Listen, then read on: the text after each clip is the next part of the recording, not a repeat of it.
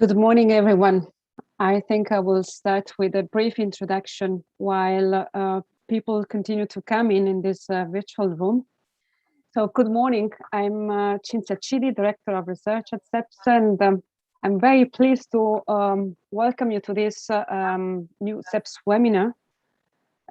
Sorry, can I ask everyone to mute him or herself because there is some noise? Thank you. To this CEPS webinar, Clear Road Ahead for Europe's Industrial Future. And we have an excellent lineup of speakers to try to answer this question. But before we move to that part, let me say a few words about the context and the reasons actually why we are having this meeting. So I'm pretty confident most of the people in this virtual room are aware of the CEPS Task Force on the new industrial strategy for Europe. This is something which was launched almost 1 year ago, so in November 2020. But in fact, the discussion around it started even earlier.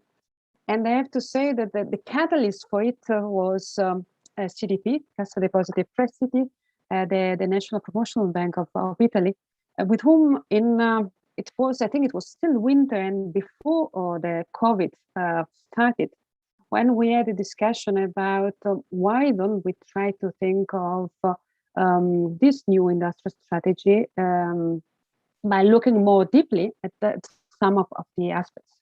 In fact, in March 2020, the Commission had come out with the proposal on the new industrial strategy, and basically different from the past. The ambition was really on the transition towards climate neutrality and digital leadership, but also highlighting the fact that the twin transition, so the green and the digital transition, would be central to make sure that Europe actually is competitive in the global economy, that it remains sustainable, and strategic autonomy based on economic and technological sovereignty is actually a key element. And then COVID came. And this was a major unprecedented shock, which changed completely the discourse about the economy, but also about society. And to some extent, some of the aspects which were present in the industrial strategy, especially all the elements linked to digitalization and technological sovereignty and the strategic autonomy became even more important. And it's basically that in this context, Andrea Renda decided to take a step forward and say, we should go for something bigger and much more comprehensive. And this is basically how the idea of the task force that we have now completed came up. And in the end, we had 8 different streams of research. So something that started actually quite narrow became very comprehensive. Now this exercise has been completed. It became also not only bigger, more comprehensive, but very multidisciplinary and multi-stakeholders. In fact, with the support also of many other partners, we managed actually to involve all the different stakeholders and to be able to hear to different voices and different ideas. Now, the main findings of the task force led to more than 100 policy recommendations, other than background research trying to understand and frame the problem. And Andrea is now going to present us a summary of a short summary, I should say, of these main findings, which then can be discussed with the speakers who are with us today, but also with all of you. And I invite you to think of questions and then to type them in. Andrea, the floor is yours. Thank you, Cinzia, and thanks to everybody that joined this meeting, and also in particular to the panelists. Also thanks to Mallory, who's been coordinating really the task force on the industrial strategy, and she will be moderating the panel. So you will hear from her in a few minutes. And I have this daunting task of trying to walk you through what has happened, let's say, in a very intense period of our lives at the beginning of this year. where we decided to launch this 8 working groups in parallel, so that the whole of CEPS basically has been working on various aspects of the industrial strategy, and each of the working groups has created 3 meetings, as I will illustrate in a second, and we then started bringing together the ideas and the potential contributions that have then been translated into the recommendations that we've put forward. So I'm going to share my screen and walk you through some slides. Perhaps this will help me a little bit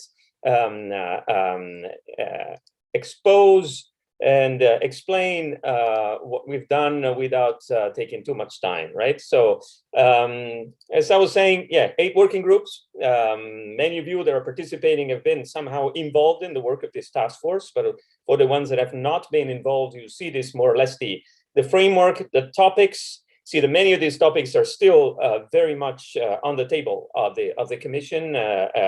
The industrial strategy has had an update in May, but still many of the things that had to be done and that must be done in the industrial strategy are still being done, because these are huge policy dossiers. They are not sort of one-off interventions, but obviously they have been after the publication of our reports over the summer this year. Important changes, important new features from the digital decade communication and on the digital sides, to the Fit for 55 package, to many other things that have been done by the Commission that sort of contribute to further shaping the industrial strategy as we move on. So as I was saying, 8 working groups, 3 meetings per working group, another 3 additional meetings, which means 27 meetings between basically January and March 2021. We've collected comments from the many participants, and I am proud to say that I think all the participants have found these meetings to be balanced, high quality, and really multi-stakeholders, meaning that all the different voices and the different opinions have been represented.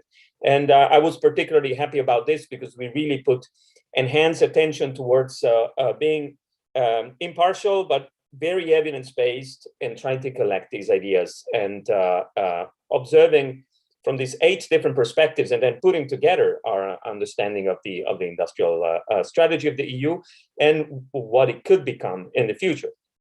So for those of you that like reading, over the summer, the plethora of reports have been published. I think there is a trade report coming up on the CEPS website. So every working group basically has produced individual recommendations, but you also have this executive summary that I drafted in May, and that already presents the 105 recommendations. Now, what can we distill from this process? I'm going to be perhaps a little bit rough and oversimplify a little bit, but there are some elements that I think are particularly critical, and we are overall very supportive of the idea that the group that we put together is very supportive of the idea that the EU steps up its efforts in industrial strategy.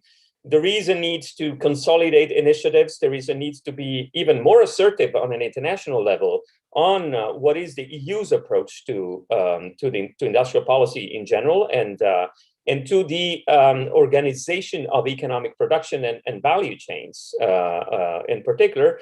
But at the same time, this strategy has to be complete, streamlined, as simple as possible, as ambitious as possible, and as coherent as possible with the other, and in particular, the overarching medium to long-term goals that the EU has given itself. So the first, perhaps not the most encouraging, but I think the overarching recommendation that we have is that the industrial strategy is shaping up. The update tries to add more details, but the EU still lacks today a complete industrial strategy, meaning it lacks an endpoint, a frontier, what we call a North Star, and I'm going to be a little bit more specific on this in the next slide.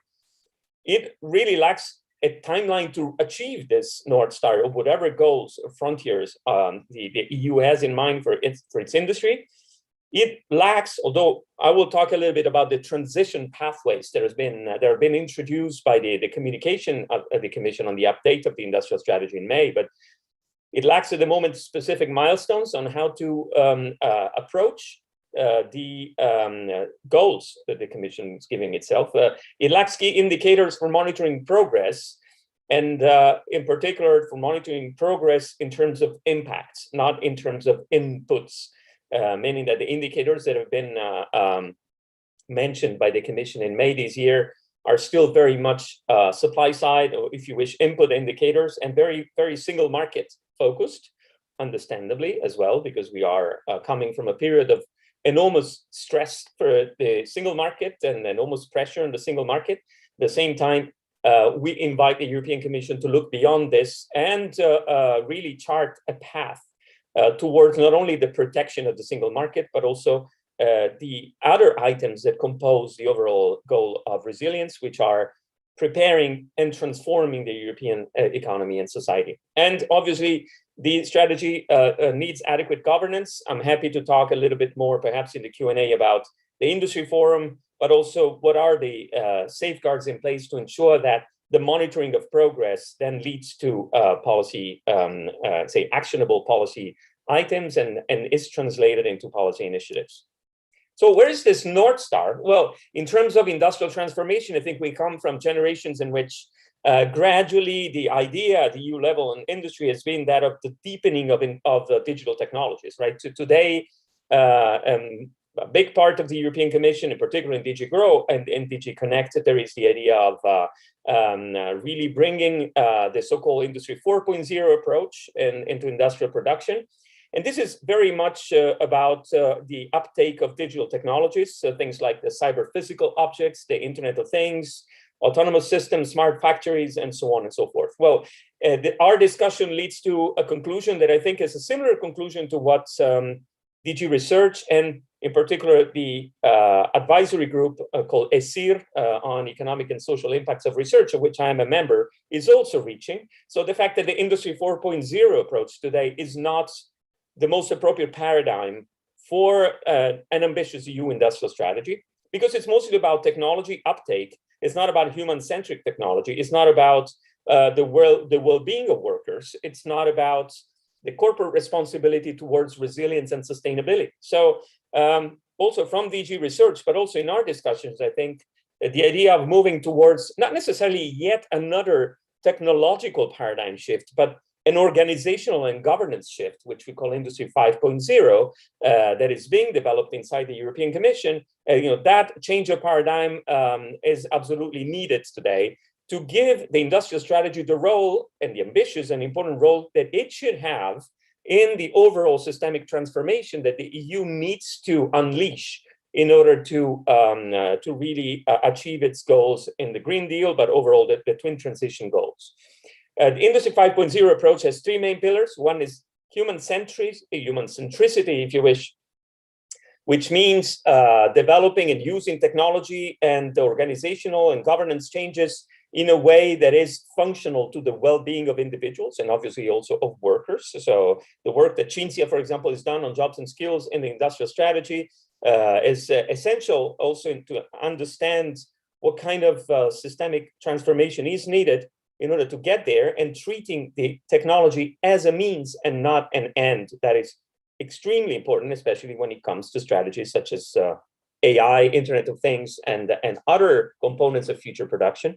It has to be sustainable, but not only from an environmental perspective, if you wish, but also from a social and economic perspective. We see today the so-called value capture, but also the deterioration of the conditions of workers in specific settings, and the increased energy consumptions and carbon footprint of specific technologies.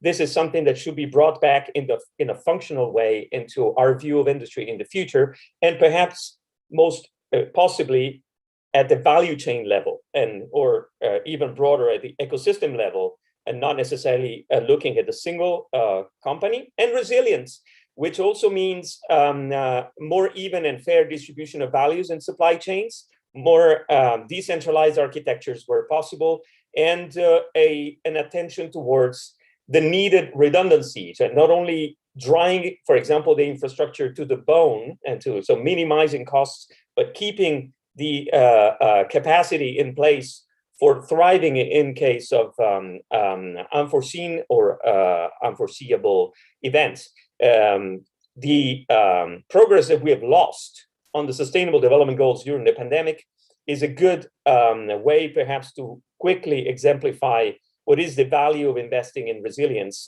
in our industry. But obviously, all the idea of strategic autonomy and reducing dependency on key inputs on other parts of the world is also an element that should be embedded in the idea of resilience. Whether it's always compatible with an Industry 5.0 approach, or whether it's sometimes been interpreted in a way that clashes with a more, let's say, open-ended, far-reaching approach to the industrial transformation, is something that perhaps we can tackle in the Q&A. So the consequences of moving towards this paradigm are very far-reaching. I will only list them because I don't want to take too much time, but you will find them in the reports. First of all, there is a need to complete a shift away from shareholder and stakeholder capitalism. We've done quite a lot of work already. We're doing work at CEPS within the so-called Hidden Treasures program. In this respect, we have publications also that outline what a new enterprise model for Europe could look like. It has to be regenerative and circular economic by design, not just as an imposition or an afterthought with hindsight, let's say. When we look at the output of industry, it has to be embedded in the way in which we conceptualize industrial transitions for the coming years. It has to be based on accountability and social and corporate responsibility for the full value chains, perhaps based on sharper indicators than the currently quite heavily criticized and a little bit shaky ESG or the sustainable taxonomy framework. We're doing work on that too. We will be contributing work over the coming months from CEPS and the Hidden Treasures project in particular. Where possible, it has to be based on more resilient and decentralized architectures and governance, particularly digital technology. The idea of which digital technologies are compatible with the twin transition, so they are potential engines of sustainability, is a key aspect of the industrial transition pathways that will need to be built going forward. It has to be based on impact indicators, focus on the three pillars of Industry 5.0. So not only on single market indicators or input indicators, or what percentage of R&D of GDP is spent on research and development, but on impacts on the ground. Is industry really the engine of Europe's medium to long-term agenda? I think it has to be a protagonist. We agreed on this in the task force. It cannot just be a bystander, but it needs to do it in a way that is fully policy coherent.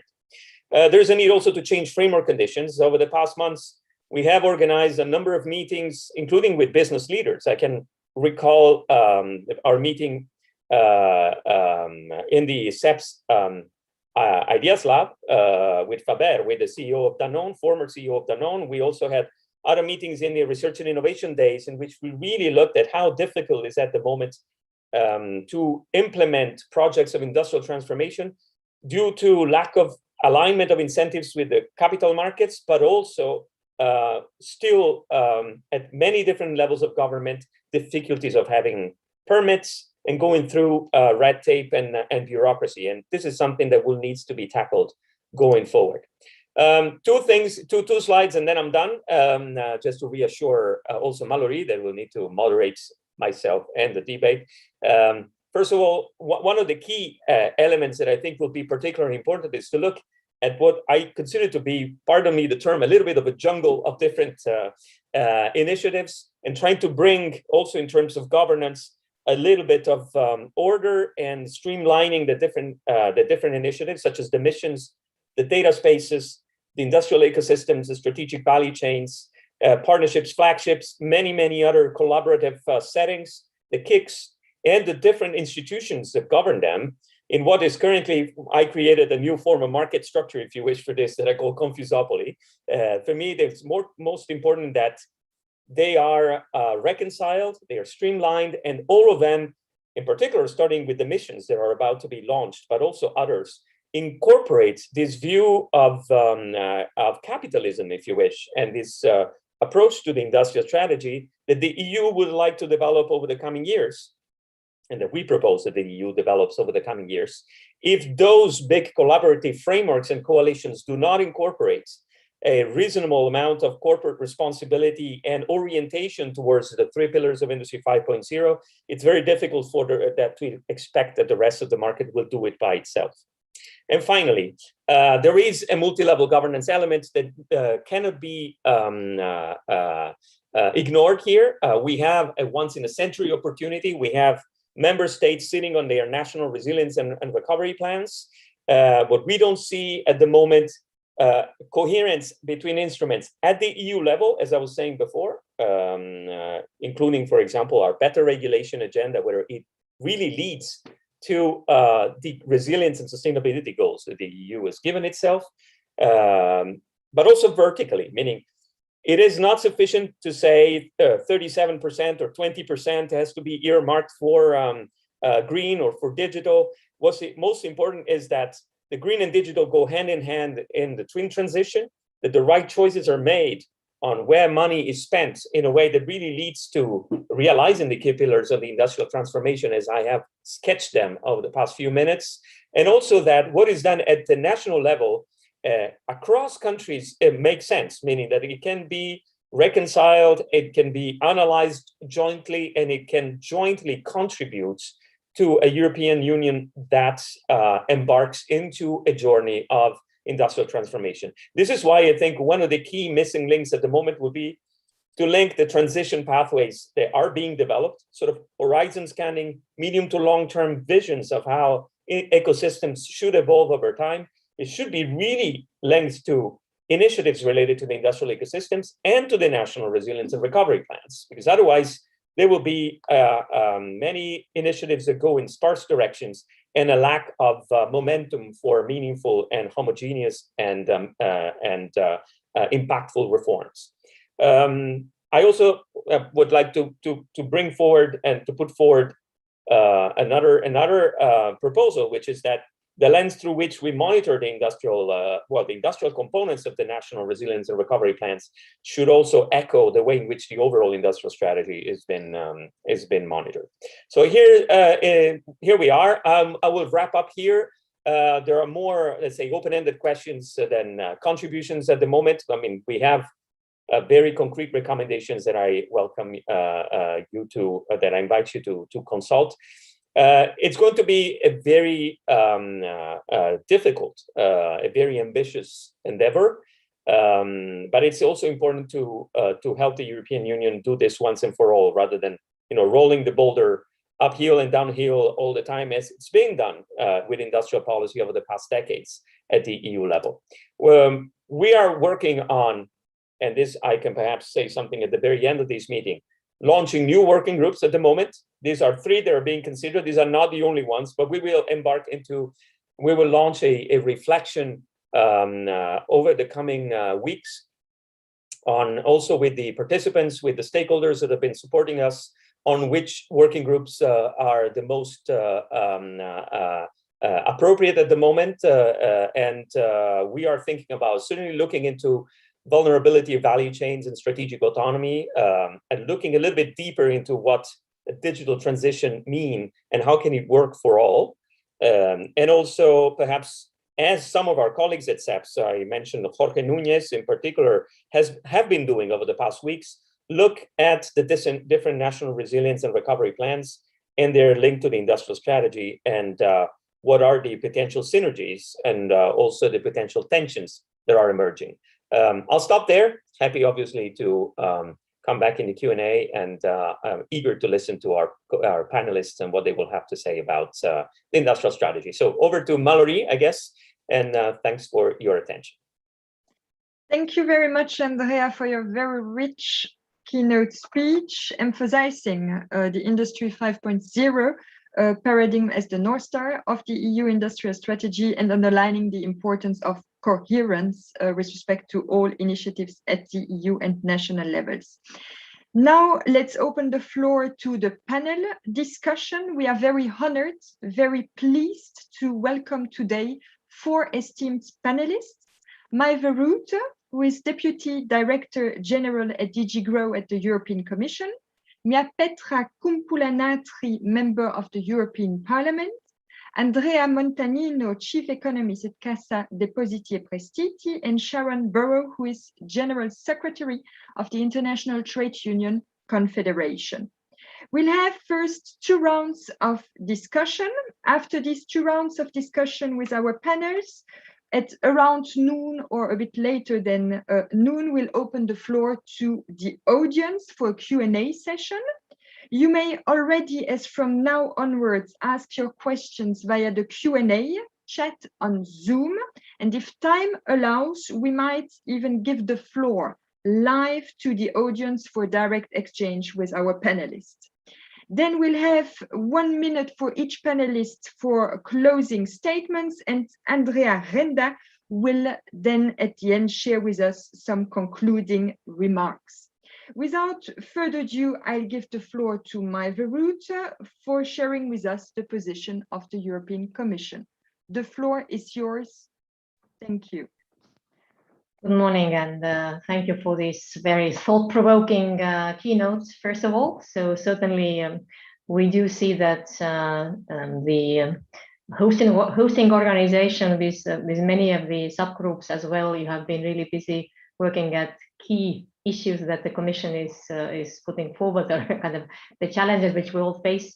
So today, of course, the industry strategy discussion is one, but I also saw that several other important works have been made available on your website, certainly for a good, again, a good discussion and hopefully kind of illuminating also your side of the thinking and on these things. So maybe a few comments on kind of more generally, and then I will dive into a couple of aspects more specifically. I would first like to say that industry strategy, of course, builds on a number of other, as a policy initiatives that were there already before. And in March this year, when we came up with the update, it indeed took the lesson from the COVID situation, which accelerated a number of the trends.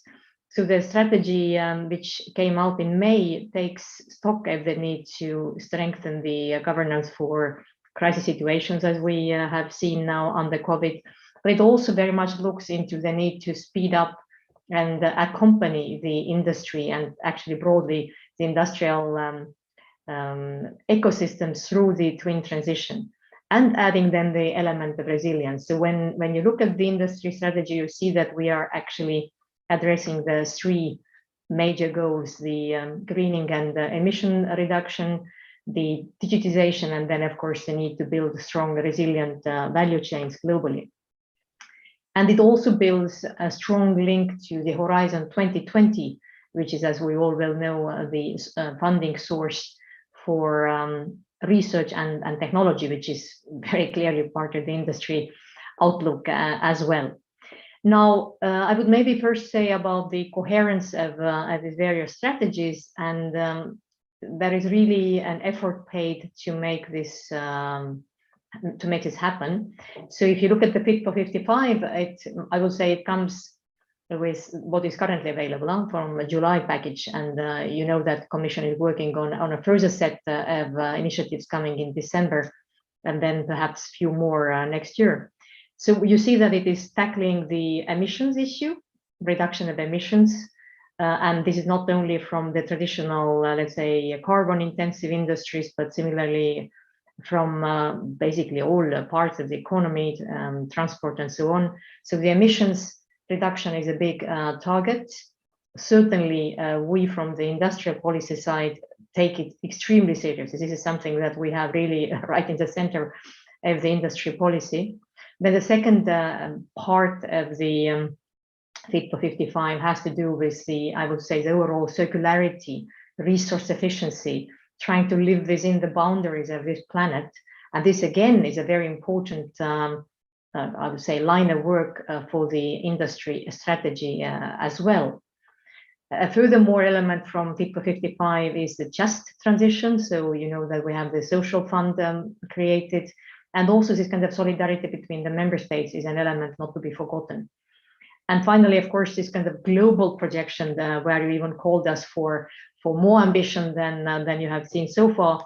But these four parts really come together in an important, coherent way. Otherwise, you know, if we move just on one, the other parts will fall back. So it has to be a package. And what I would like to also particularly highlight that, of course, the Fit for 55 is an ambitious policy package which sets a number of objectives, but how it actually will materialize. And that's where very much we come with this idea of the transition pathways. And the pathways is something we announced in the industry strategy, but which now need to be filled with meaningful content. So we have already launched the work for, particularly for tourism. Then the next one currently in the collection of feedback and inputs is the energy intensive industries, where we are gathering views from stakeholders. We also work on, we have actually already put forward textiles, and we are working also in parallel on basically mobility ecosystems, so transport, car industries, and very likely also the renewable energy will come as one of the next ones. So, you know, we have 14 ecosystems which we are working on. So step by step, we go through this. And in parallel, there is a new governance structure established, which helps us to keep really a good dialogue going on with various stakeholders. And I would like to point out that not only the kind of, I would say, kind of industries, but clearly also more civil society representatives and member states. And this is what we call the industrial forum.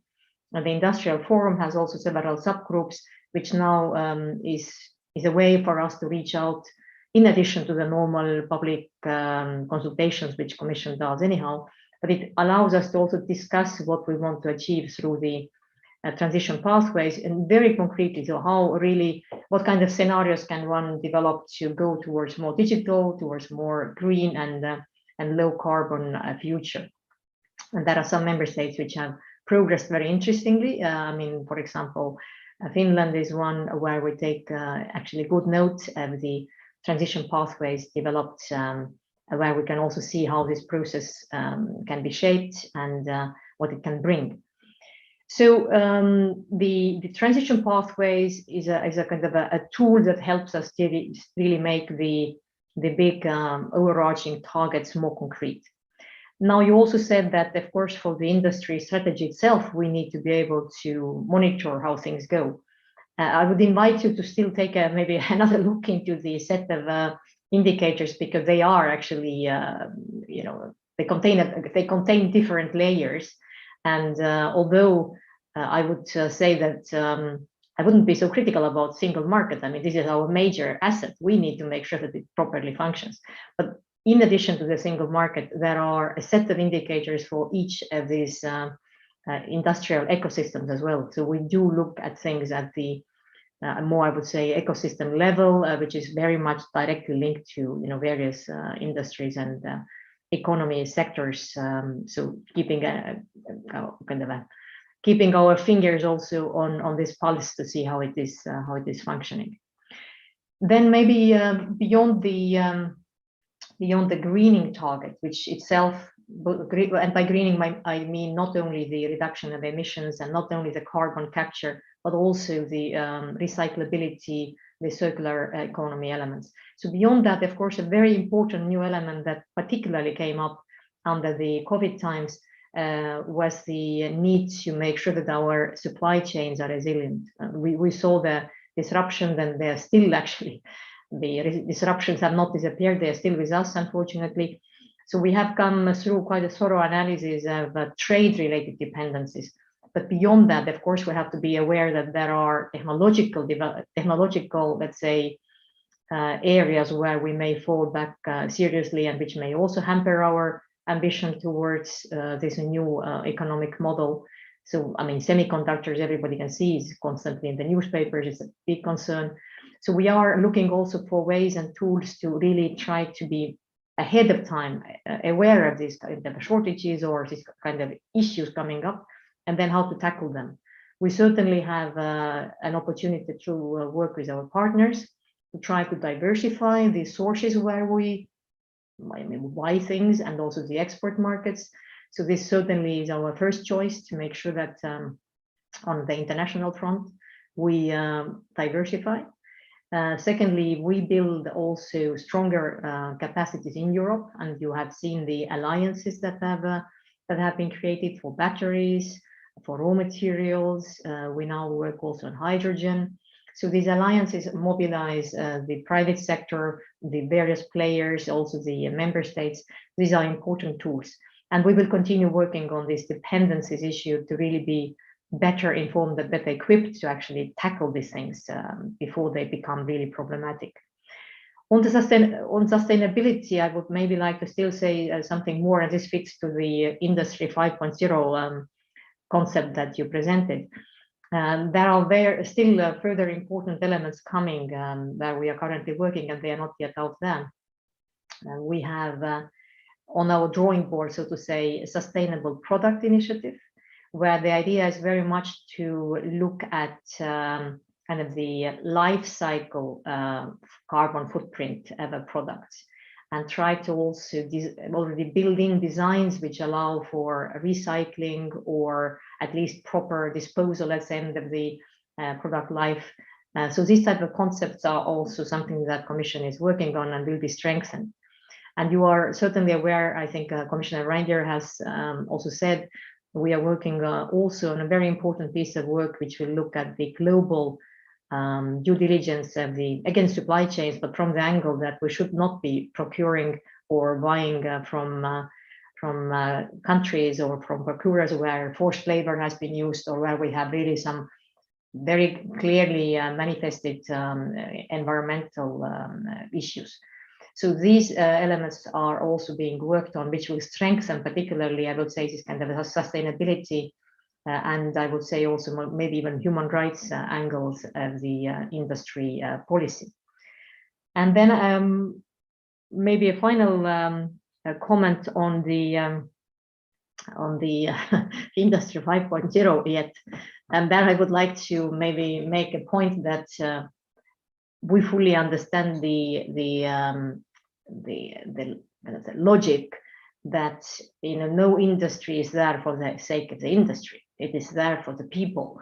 So from this angle, I would say the concept of human centricity is a very good concept. We are, after all, having these quality jobs so that people can have jobs. They are not created for anything else.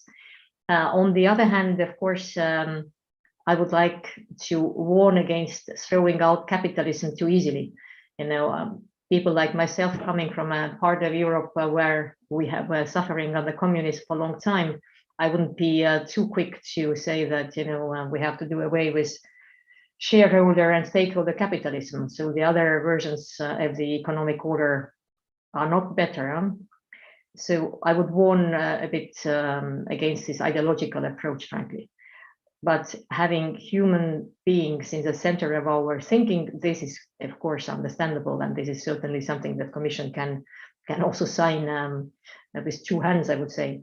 And that is maybe a further element that the Commission is now working on. We have the artificial intelligence kind of initiative out there as well, and that's particularly an area I believe where the human centricity should very clearly be highlighted, so that whenever we put now new initiatives forward, this is something that we keep in mind. And from DG Growth side, we also have two new pieces of work which tackle this digitization impact.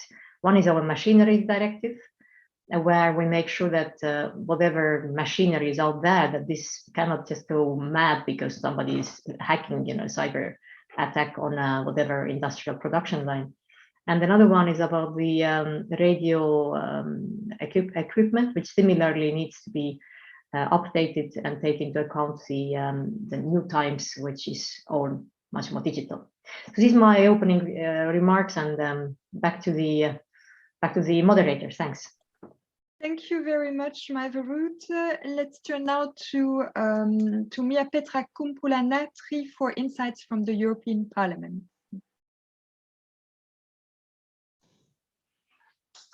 Hello, everybody, and I'm very happy to be here, but I want to start by saying that I'm representing myself, and that's easy because the study is new, and then also the reviewed industrial policy, there's not Parliament view on that, so don't blame the whole Parliament if you don't like what I say. So I take it more personally. We do have a strong paper from the original, the accepted in November 2020, the industrial strategy, but then so much has happened since then and when it was prepared. So I take some comments on the main points, and it is of course the digital transition and the climate. So the twin strategy is very important, and I must say the good points here that I like very much the way that nowadays European Union is talking about the industry, to have it in the big perspective, and not as I had the feeling before when I was I've been in the parliament 7 years, 11 years in the national parliament, and I thought that too often the industrial strategy was kind of, okay, open markets, big companies, and this is where we go. But now we need to have more strategic one, because the global situation is changing, and we need to make the transition more rapidly that the market would do alone. So that is very big plus for the will and the language and the dedication that we see nowadays. And then also I give a plus, which normally the business doesn't give, is that we do have encouraged to regulate. And how then to regulate right is also that in many policy fields we can have demand-based policies to help the companies that are able to deliver faster as they can trust. And that's seen on the climate side, on the cars and transportation, for example, as the most easy example. But then also on the digital side, we do want to have the vision and future that we can guide. So we want to sail somewhere to the future. We don't want to just fluctuate with the streams where it takes us. And that I think is also possible to use as an industrial strategy and will. I'm myself negotiating the Data Governance Act, and I really push from the Parliament side that the data spaces are not to be forgotten, as in the original strategy, and interoperability could really be the industrial key to change the future, so that we are not dependent on the few. And the very same with the edge computing, as we do ourselves start with this many regulation, that we do not push for the centrally located data, but then we build the structures that they are using more edge closer to the equipment. So it's immediately giving the way for the more European SMEs and new innovations to come on board on the digital industry. And then many equipments need and used. So it is not only in the hands of you and then dependency on existing structures. It's never really good for the competition and markets. So I think what mentioned here for the digitalization, we know that the pandemic really gave a big push, and then it also changed the way we live. And there, I think we do not see yet very good solutions that how the new working life should be done. Can there be more European response that where do people work? How do they connect to the different places? Because talent attraction is actually in all the strategies. The US has it, Europe has it. I heard that even Vietnam has it. So everybody is like attracting talent. So we cannot undermine the need for the skilled people, education, and then also the possibility to come and go. So that needs to be mentioned here. Of course, I know that it's in the hands of the member states very much the education, but then whatever we can do and help.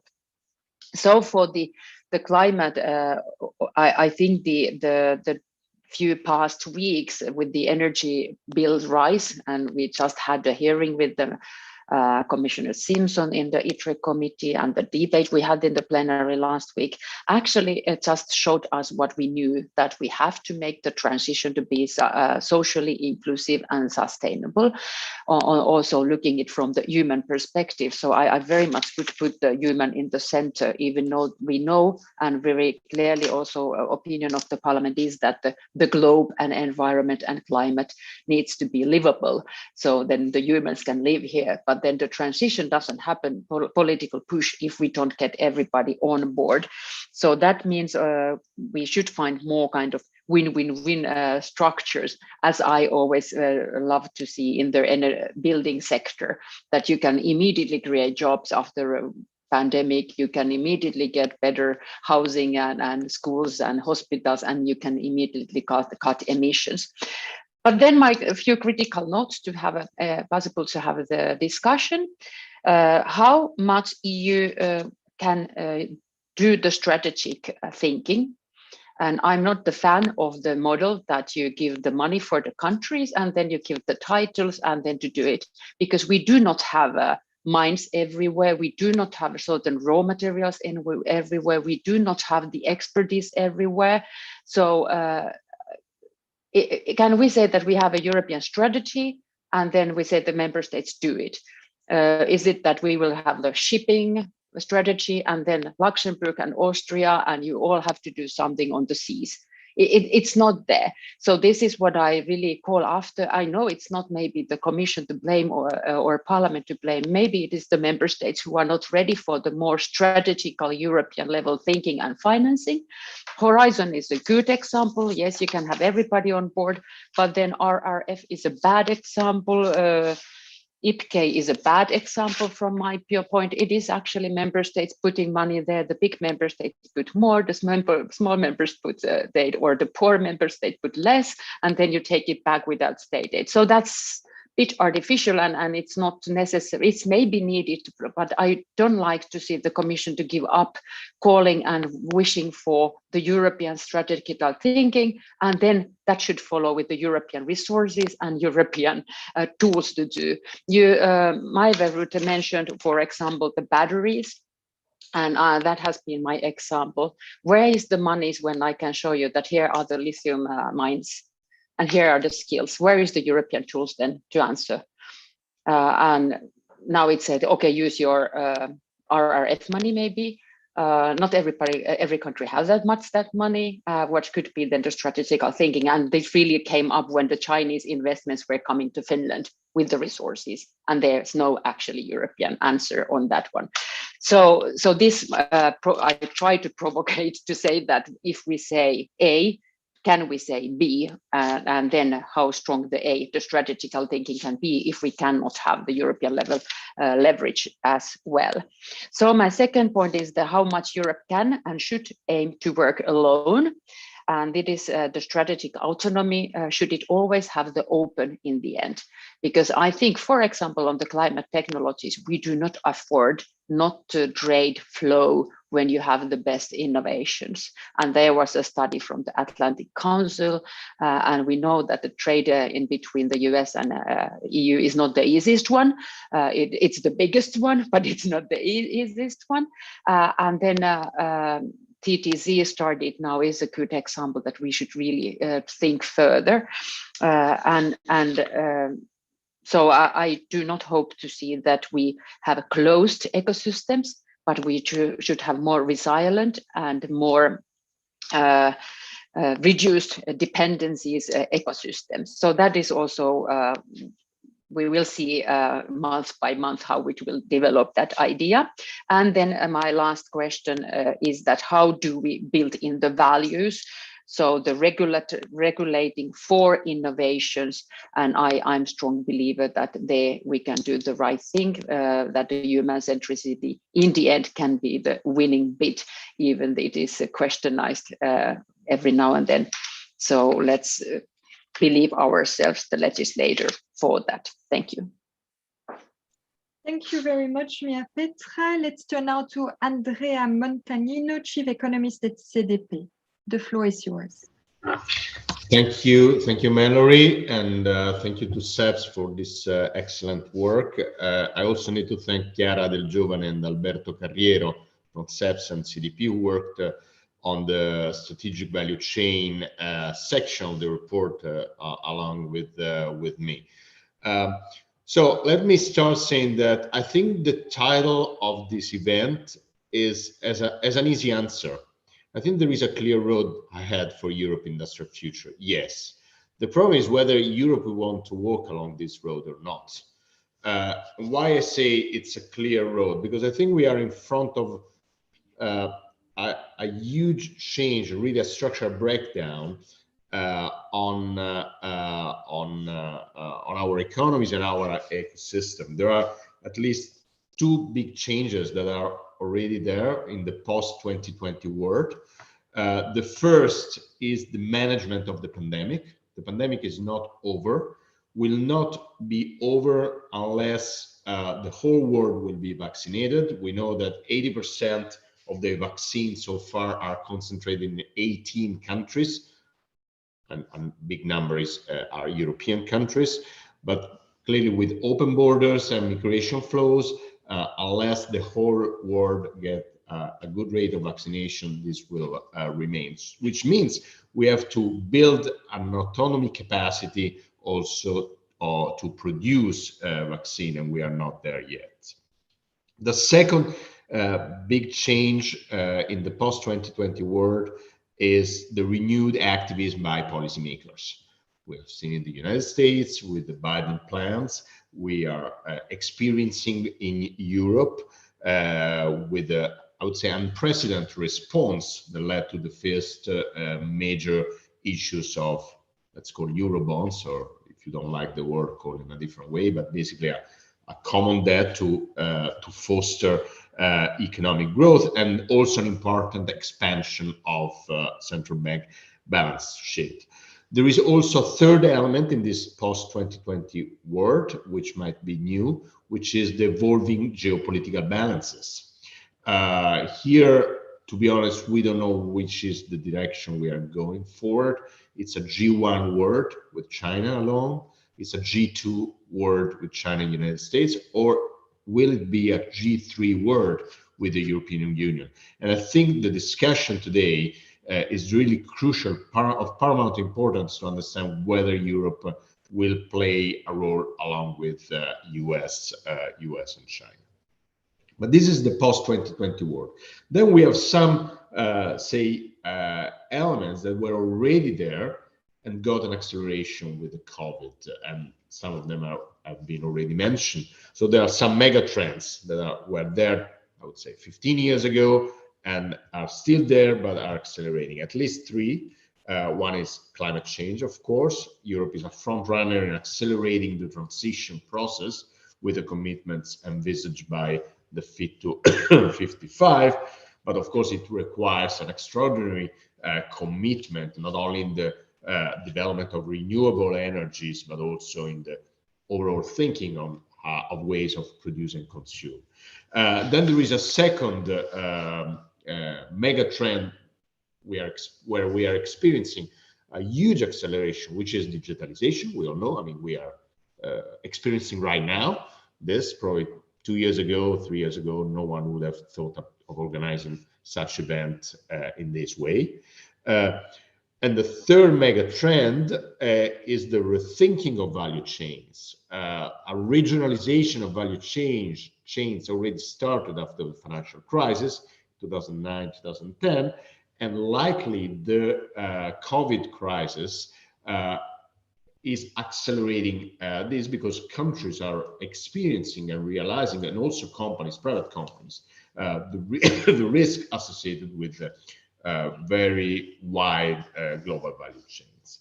So for the European Union, the next years will be really crucial and will represent a fundamental test for its positioning in the global scenario.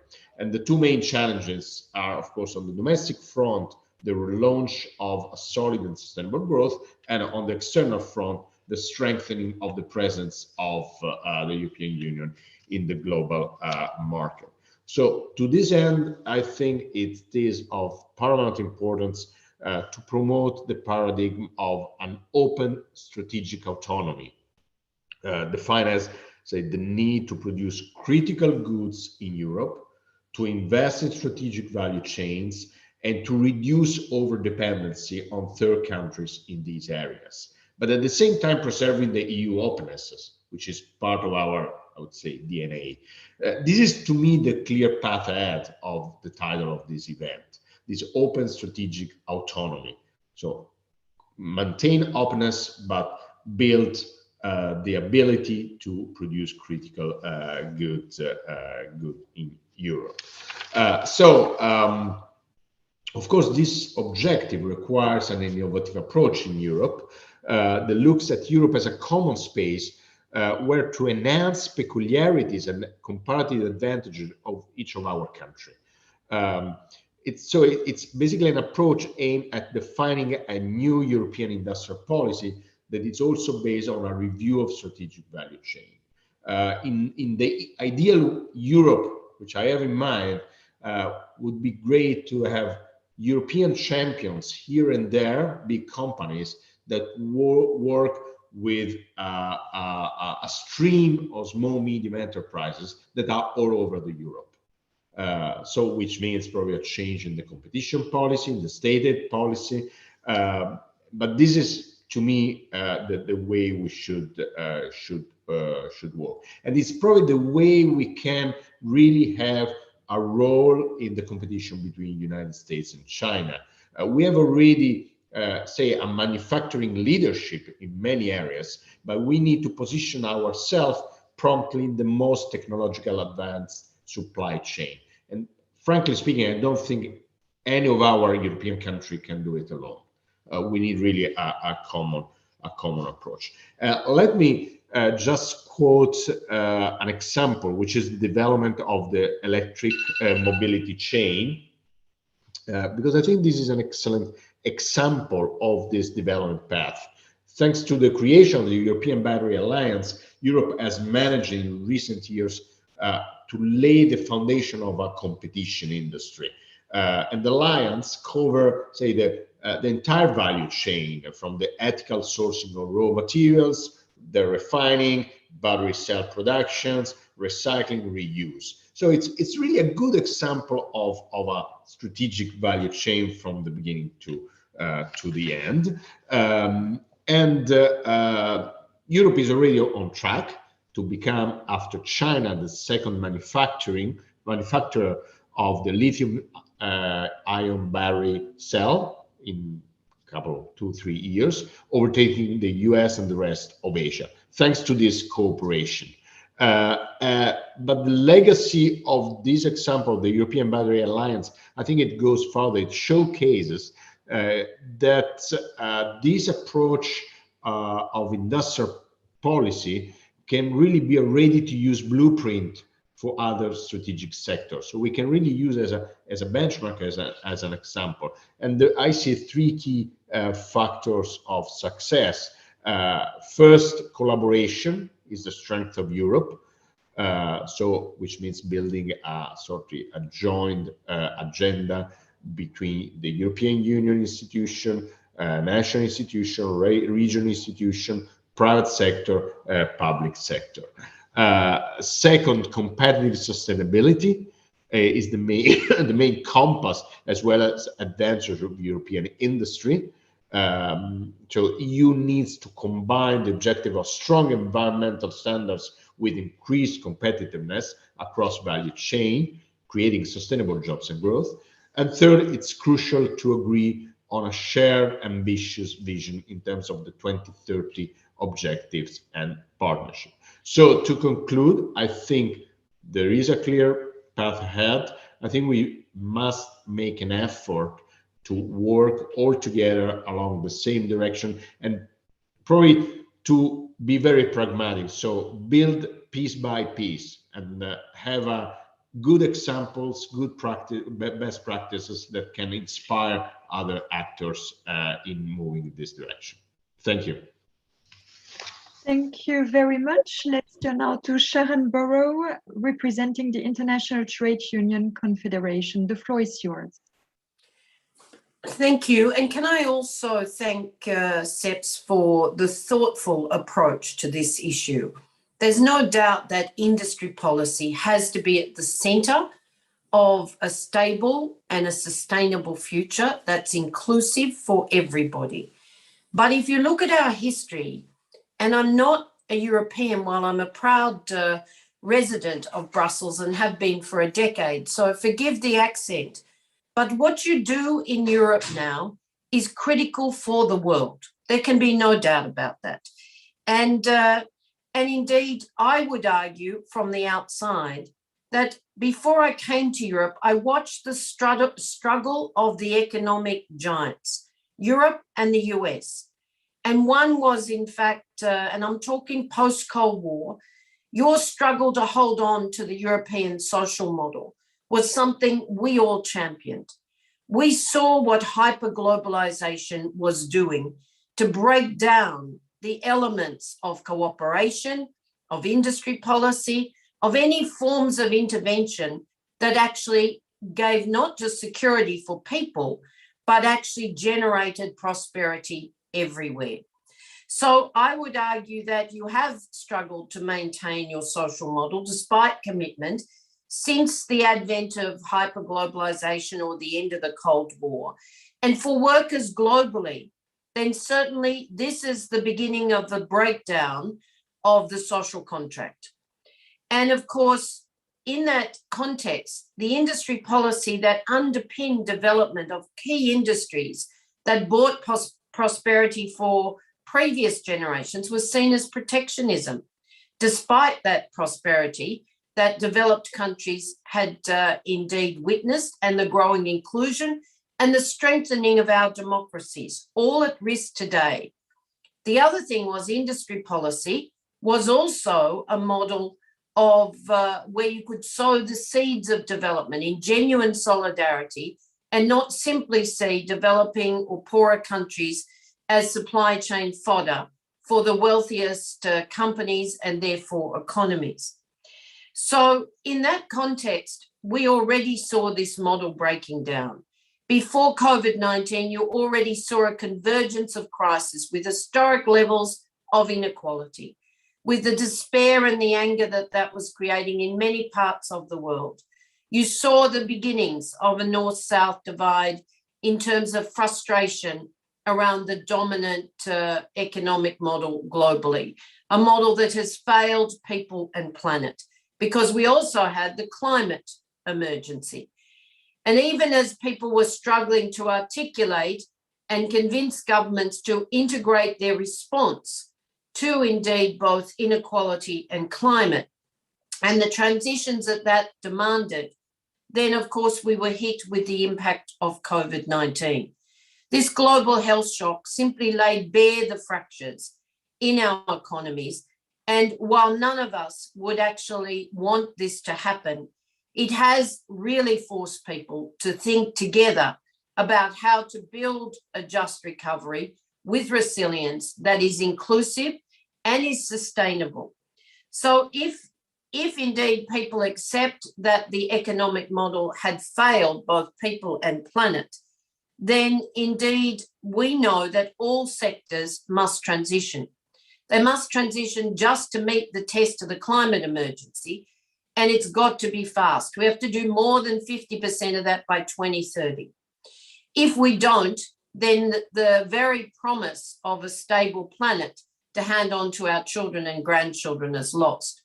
But of course, for workers, this requires a just transition.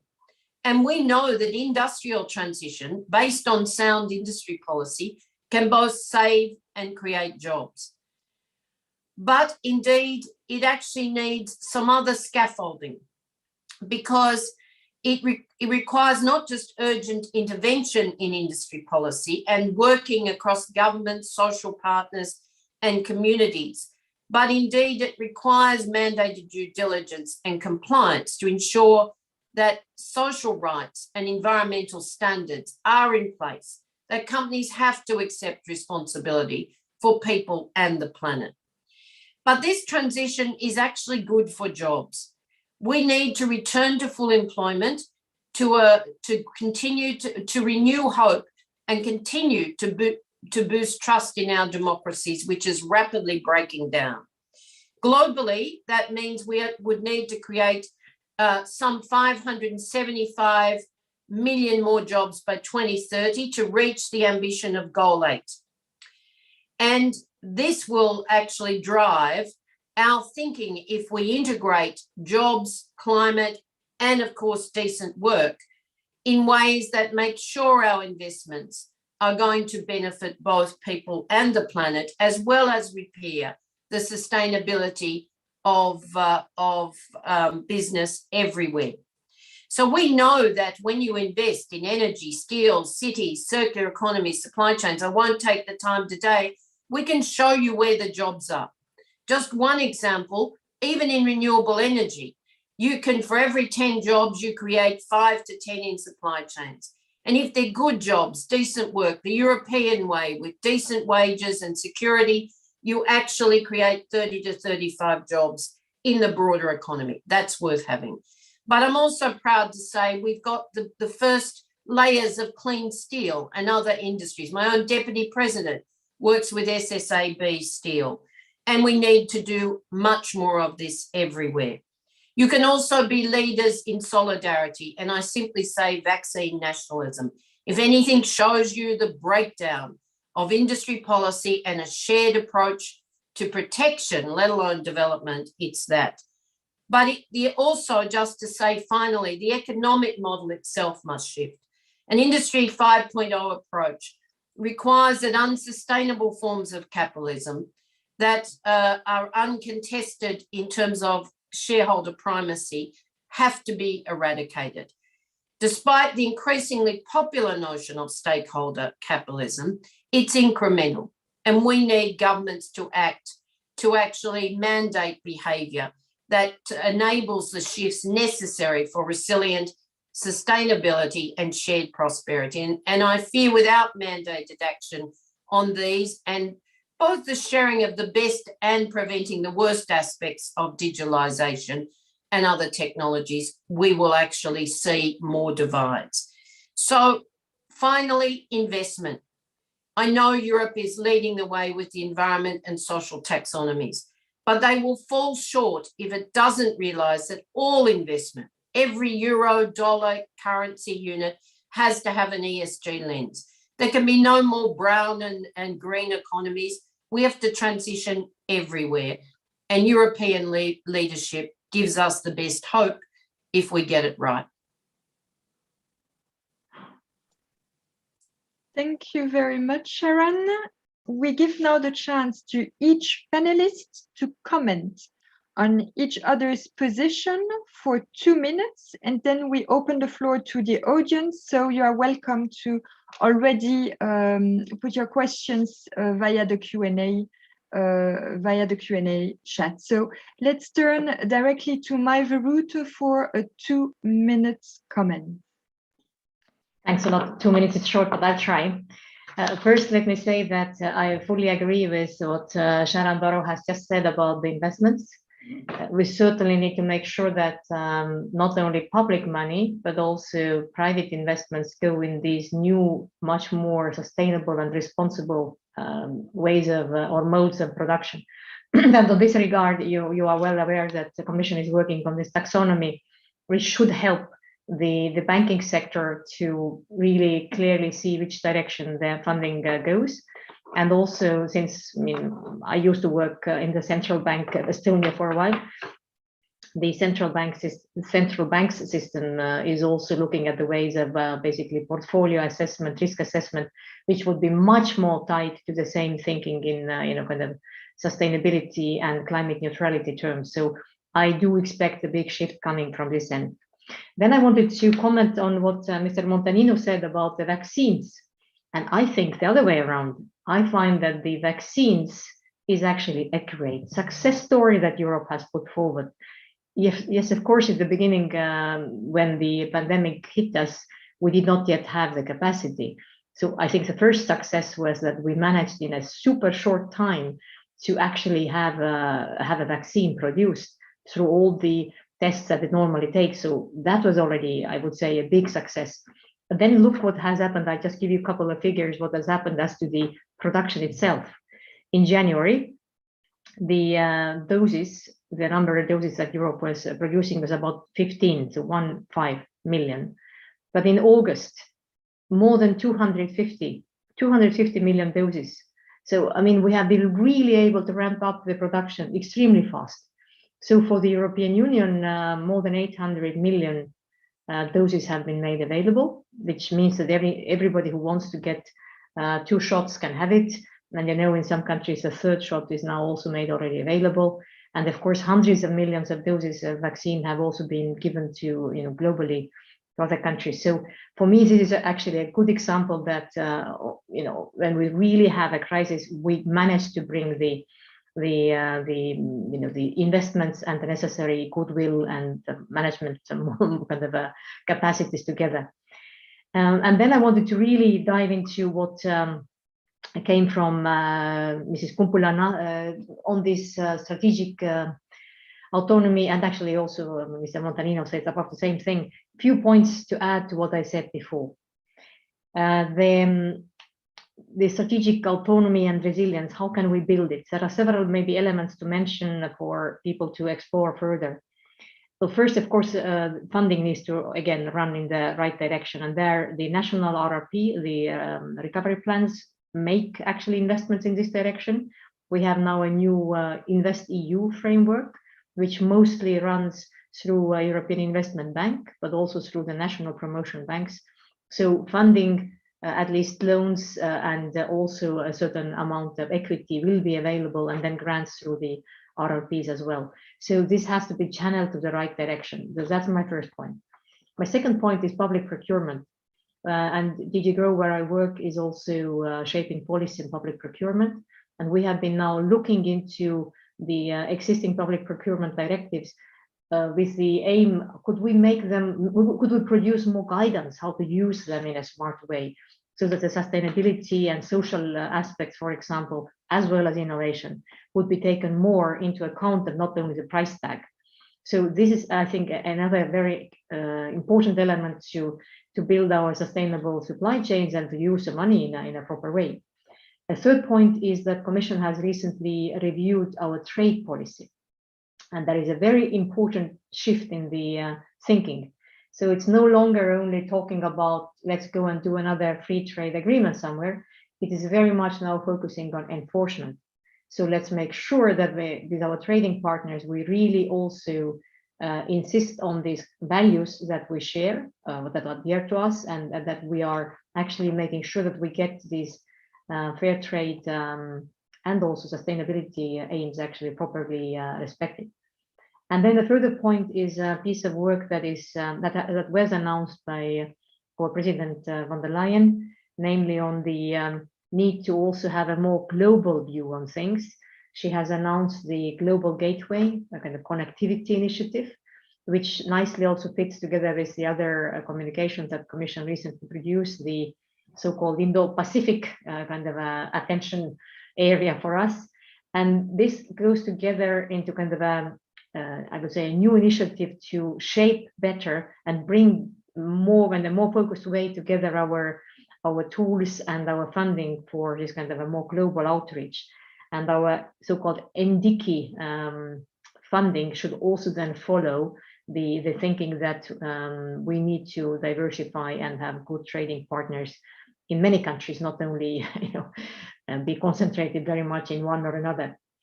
And this maybe then allows me to say something particularly about the lithium mines. We have in Europe quite a lot of actually deposits of critical raw materials. Some of these mines could indeed be either reopened, or their production could be shifted away from coal and towards these critical raw materials, which we now need for the digitization, and then similarly for the green technologies, wind turbines and so on. So currently the funding indeed is more from the, I would say, from the research and technology development side. So Horizon 2020 provides funding, also among other things for funding for mining and for, I would say, sustainability angles of mining. We have, of course, the Just Transition funds, which could be particularly interesting for the transition areas where the coal mines are being closed. And then there are often actually other resources which could be mined or extracted even from the residues. So this I think is a very interesting area to explore. And then a final point is about competition policy, which is, as you well know, which has been designed to maintain a healthy competition in our markets. But this also means that it is not currently the way that a member state could simply put money in one or another private enterprise. So it has to be all according to the competition policy rules. And there are ways, of course, if justified and if it can be presented in according to the competition policy rules, there are ways of also asking for permission for certain investments if they're really in public interest. But overall, the thinking is that once the technologies are mature, it will be for the enterprises themselves to be the kind of the strong enough on the market. But nevertheless, loan capital, equity capital through the InvestEU and EIB, European Investment Bank, and the Nordic Investment Bank, which works, of course, in the Nordic region, is also something that should not be forgotten. Thanks a lot. Thank you very much. Mia-Petra Kumpula-Natri, the floor is yours. Thank you. I'm happy to use my 2 minutes on the global trade policy, because I think that is the tool we do have. Foreign policy is nice, but trade policy is very concrete, a little bit simplified way. I also work in the INTA committee, and it is very important that it's taken now seriously also.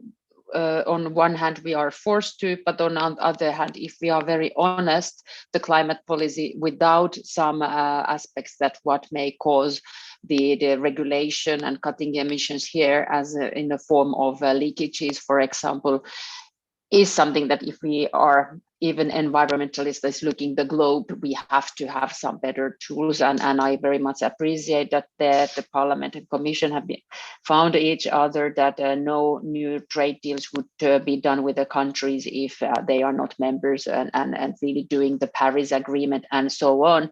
But I also think that what was taking up with Sharon Barrow here on the global movement for the workers, it's important that also there the Commission would shift its actual way of having the ILO agreements to be also punishable.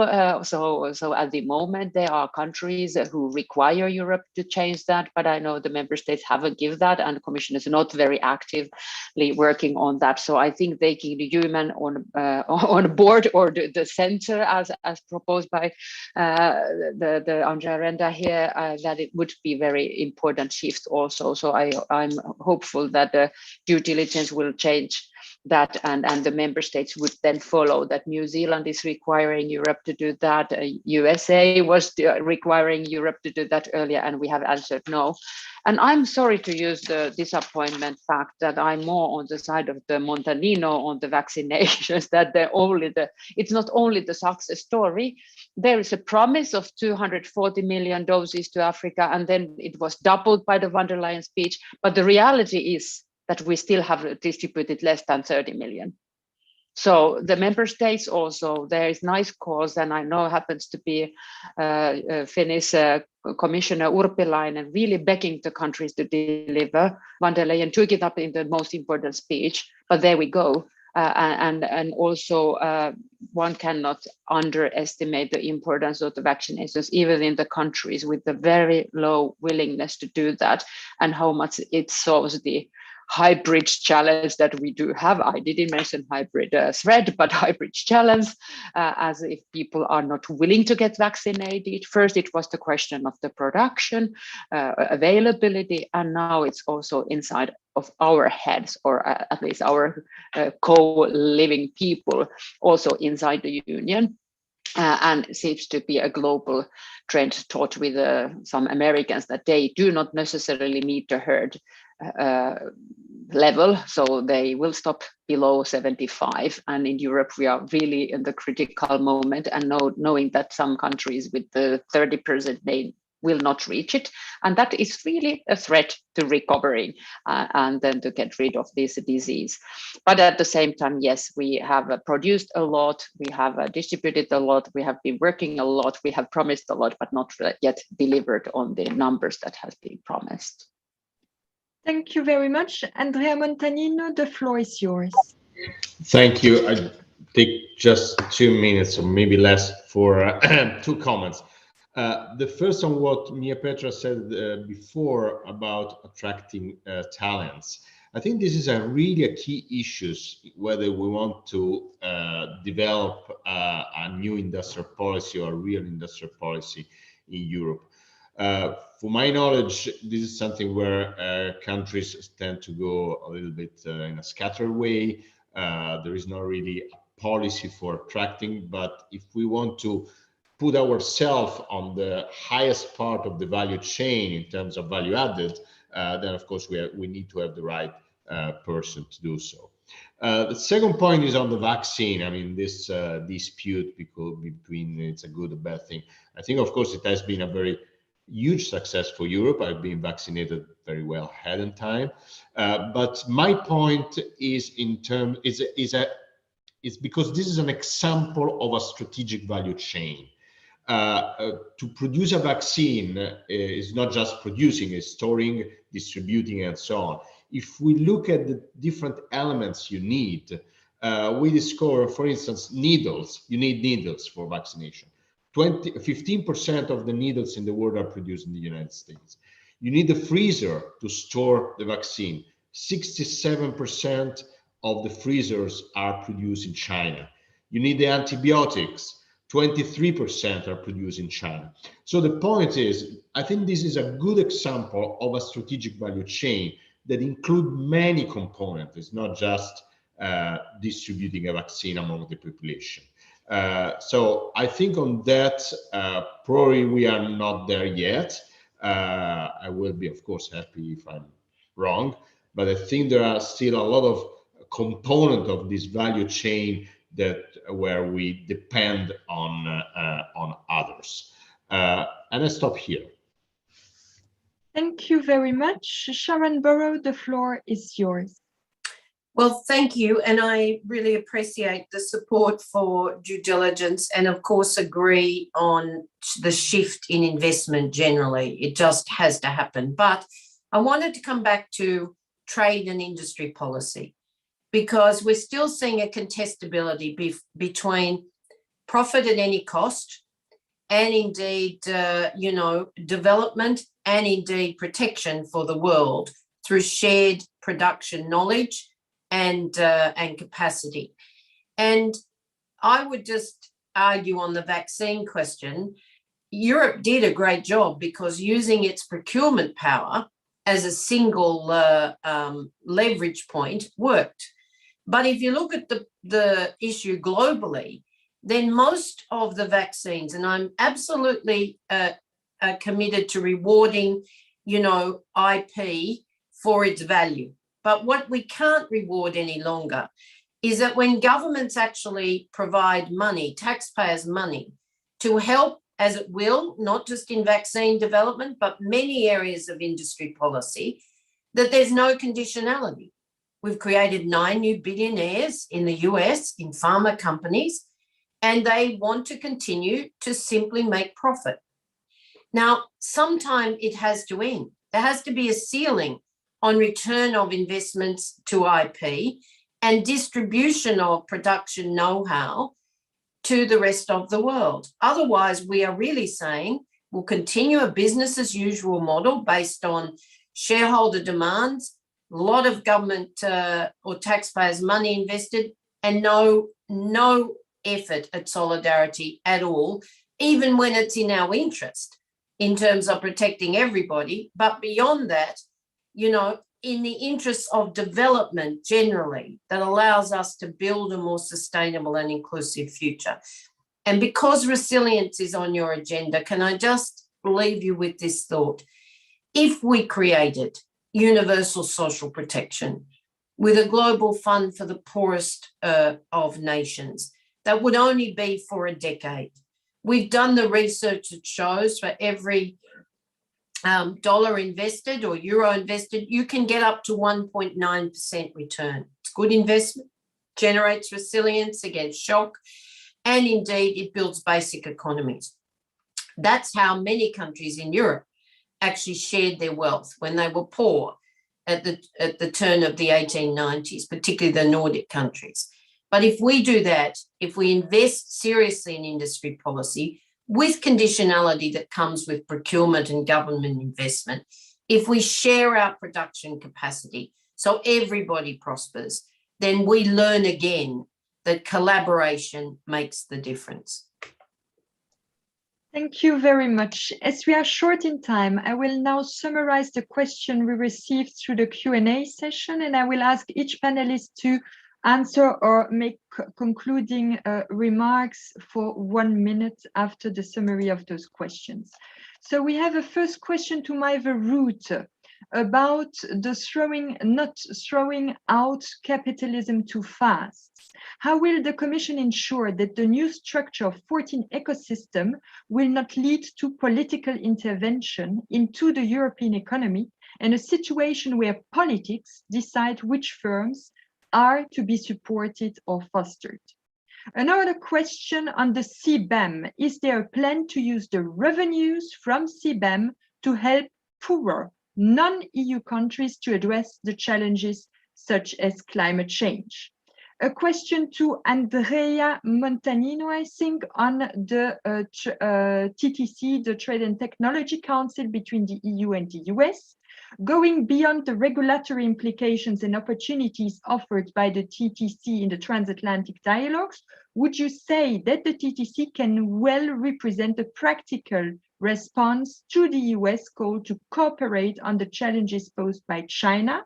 Deconstructing the challenges posed by China will help EU member states deal with specific issues rather than accept the overarching narrative of democracy versus authoritarianism that the Biden administration is embracing. That's a statement by Alessandra Chirico. And then we have a question to Maeva and Sharon. How can we make sure that the social dimension of industrial strategy is tangibly followed up? How important are monitoring tools, and how can work on social standards be incorporated in EU industrial policy work streams? So I give the floor now to Maeva Rutte for 1 minute answer on some of those questions and concluding remarks.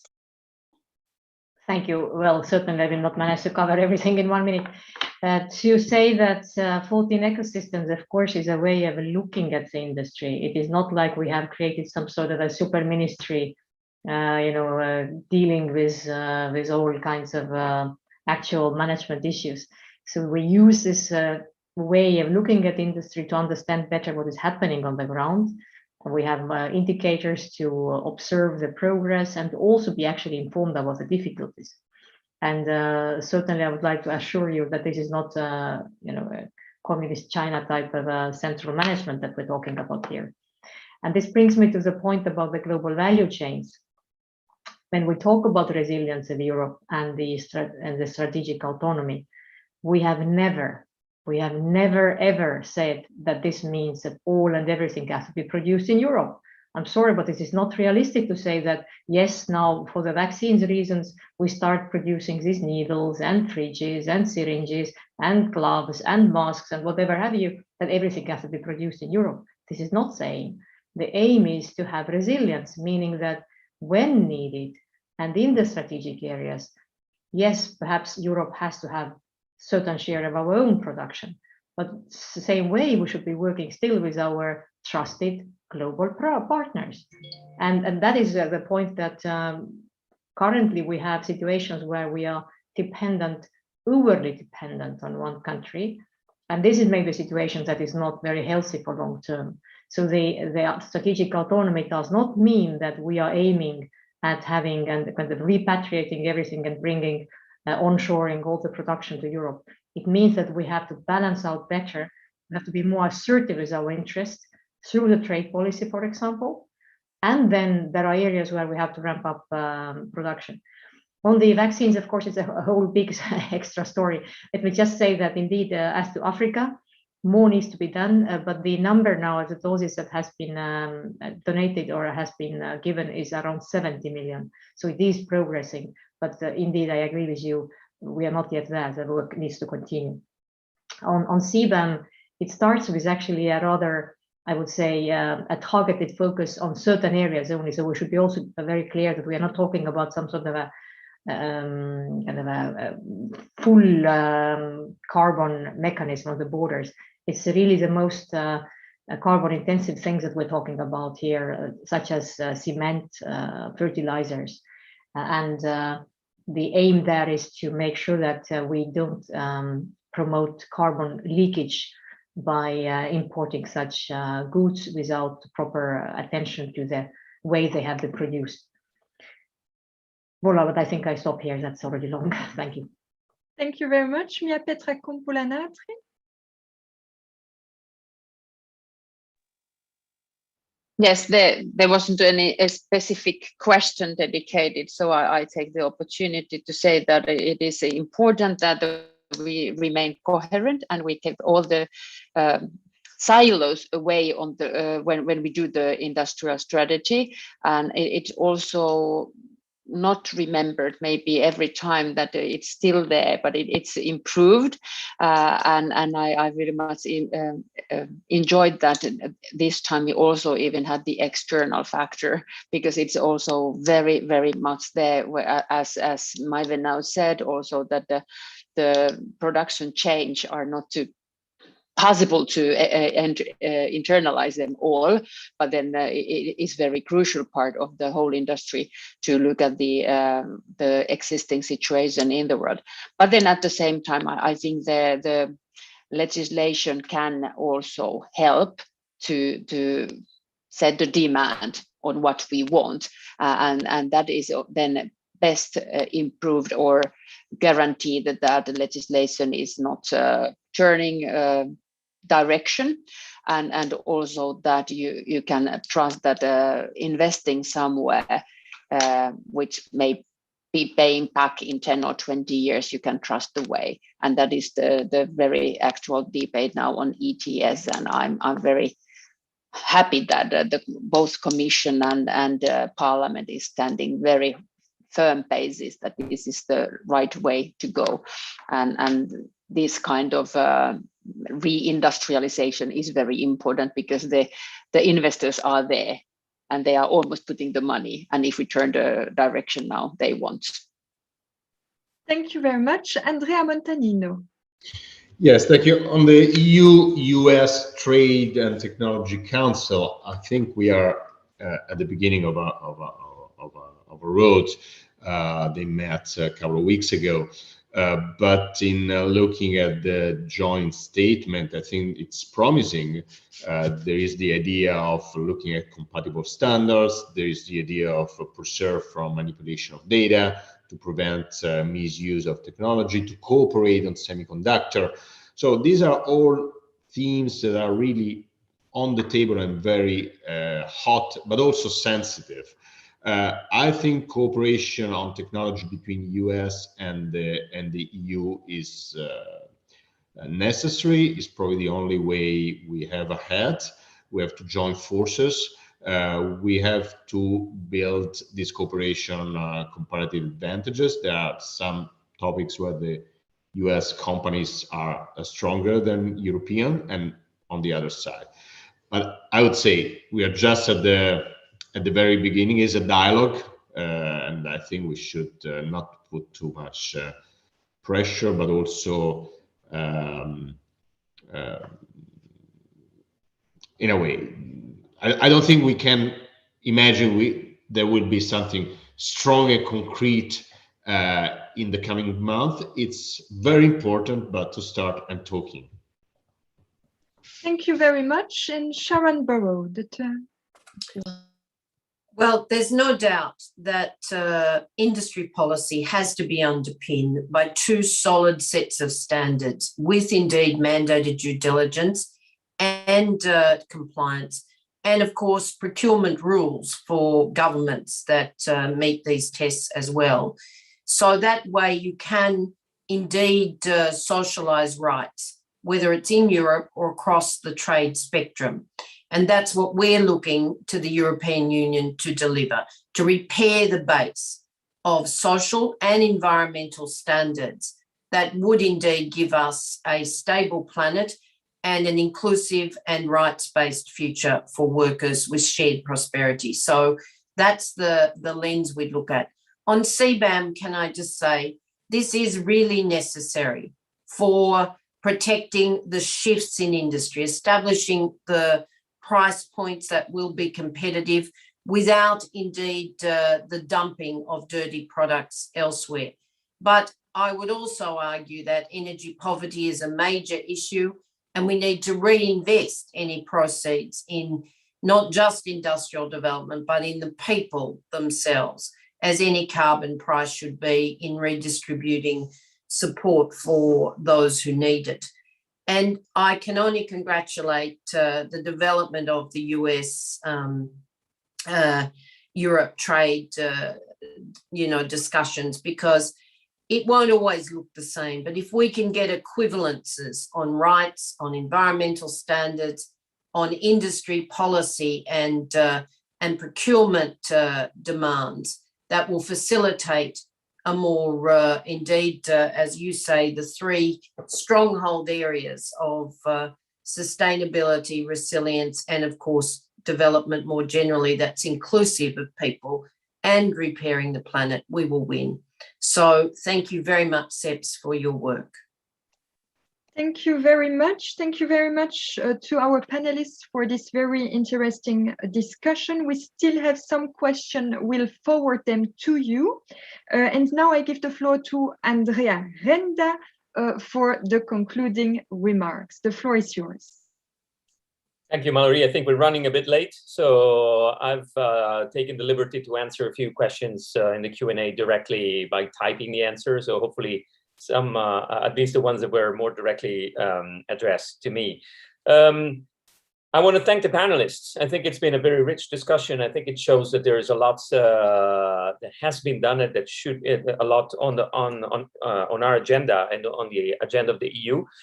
All of us, I think, are very supportive of the overall direction and the thrust of the industrial strategy at the EU level, which is also a direct message to MAIVE, meaning we know it's difficult. We put our fingers exactly, where the difficulties and the challenges are, but it's to be intended as a constructive set of criticisms, or say a constructive a set of recommendations to help the Commission develop a more coherent agenda. I just wanted to clarify, obviously, and my reference to capitalism is not an invitation to embrace the planned economy or a communist regime. My invitation to go beyond shareholder and stakeholder capitalism is indeed part of a reflection that has started. Even in the US, the Biden administration, actually, Joe Biden himself announced his intention to bury shareholder capitalism, the idea that corporations should have profit as their only goal, which comes, back, can be traced back to the work of Milton Friedman, the Chicago School, and so on and so forth.